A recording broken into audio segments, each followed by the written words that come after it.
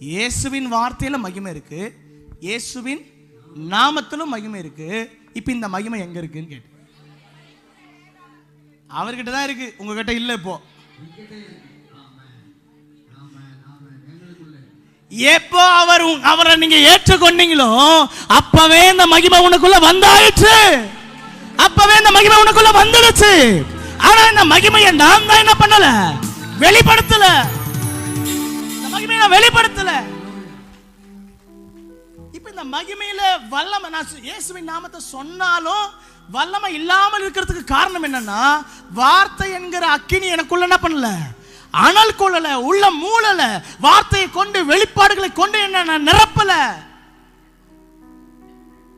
இப்போ இந்த வார்த்தையில் இருக்கிற அக்கினியும் அவருடைய நாமத்தில் இருக்கிற அந்த மகிமையும் ரெண்டு ஒன்று சேர்ந்து வெளியே போகும்போது தான் ஒரு பெரிய கிரியை அங்க நடக்குது.